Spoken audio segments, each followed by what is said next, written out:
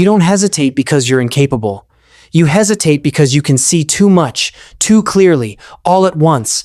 And sometimes, clarity feels heavier than confusion.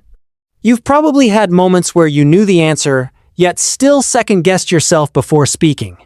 Times when someone less informed sounded more confident, and somehow that confidence carried more weight than your quiet accuracy. You might overthink simple decisions, replay conversations long after they've ended, or feel a strange discomfort when praised, as if you've tricked people into believing something about you that isn't fully true. It's not that you lack intelligence. It's that your awareness stretches further than certainty. And inside that awareness, there's a constant, subtle tension. You don't just see what is right. You also see what could go wrong, what you might have missed, what others might know that you don't. That quiet voice isn't loud or dramatic. It's precise, careful, almost protective. But over time, it begins to feel like doubt. Psychologists often connect this to something called the Dunning-Kruger effect, where people with less knowledge tend to overestimate their abilities, while those with more knowledge become increasingly aware of their limitations. In simple terms, the more you understand, the more you realize how much you don't. Research by psychologists David Dunning and Justin Kruger showed that highly competent individuals are more likely to underestimate themselves, not because they lack skill, but because they assume others see the same complexity they do. So you hesitate. You analyze before acting. You question your instincts, even when they've been right before. You hold back ideas until they feel perfect, and by then, the moment has often passed. You compare your internal uncertainty to other people's external confidence, not realizing you're comparing two completely different things. And slowly, without noticing, you begin to trust your thoughts less than you should. It's like standing in front of a mirror that reflects not just your face, but every possible version of it at once. Every angle, every flaw, every alternative.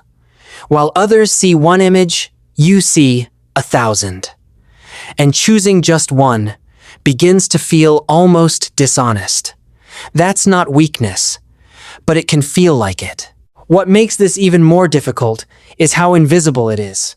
From the outside, you may appear calm, thoughtful, even composed. People might describe you as intelligent, insightful, or deep.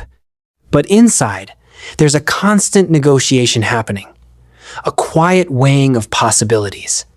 You don't just experience situations, you analyze them, deconstruct them, anticipate outcomes before they arrive, and that creates a unique kind of exhaustion, because your mind rarely rests in certainty. It rests in awareness. You notice contradictions others ignore. You catch subtle patterns in behavior. You sense when something doesn't fully add up, even if you can't immediately explain why. And while this awareness is a strength, it also creates distance between you and simple confidence. Over time, this can turn into a pattern. You delay decisions, waiting for complete clarity that never fully comes. You downplay your knowledge, assuming it's obvious or incomplete. You hesitate to take risks, not because you're afraid of failure, but because you can vividly imagine every possible outcome. And eventually, this pattern starts to shape how you see yourself. Not as someone capable, but as someone uncertain. The doubt becomes familiar, almost comfortable, like a background noise you've learned to live with. But the longer it stays, the more it grows. Opportunities pass. Ideas remain unspoken. Confidence doesn't disappear. Suddenly it fades, gradually, replaced by caution that feels responsible, but slowly becomes limiting. It's like walking through life with a map that shows every possible path, but no clear direction. You spend so much time studying the map that you forget to move. And yet, despite all of this, there's a quiet truth underneath. The doubt you feel is not a flaw in your thinking. It's a reflection of how deeply you think. Maybe the shift doesn't come from fighting the doubt at all, but from finally seeing it for what it is. Not a flaw, not a weakness, but a form of awareness that has been misunderstood for too long. Because what you've been calling self-doubt is often just your mind doing its job with unusual depth. It questions, it explores. It turns things over, again and again, not to confuse you, but to understand more completely. The real weight doesn't come from the doubt itself, but from the meaning you've attached to it. Somewhere along the way, you learn to see hesitation as a signal that something is wrong with you, instead of recognizing it as a sign that you're thinking beyond the surface. But what if that pause, that moment of uncertainty, isn't evidence that you're unprepared? What if it's evidence that you care enough to consider what truly matters? There's a difference between being lost and being aware of multiple paths, and you've been treating them as the same thing. And maybe that's where the quiet change begins. Not in silencing the questions, but in no longer letting them define your worth. Because the presence of doubt doesn't mean the absence of ability. It simply means you're seeing more than one side at once. And that kind of vision can feel heavy, especially in a world that rewards quick answers and loud certainty. But depth has always been quieter. It moves slower. It takes its time. You don't need to rush your mind into becoming something it was never meant to be. You don't need to force clarity where complexity exists. Instead, there's another way to move through this. A softer way. One where you allow the questions to exist, but stop assuming they're holding you back. Confidence, in its truest form, isn't built on the absence of doubt. It's built on the willingness to keep going even when doubt is present.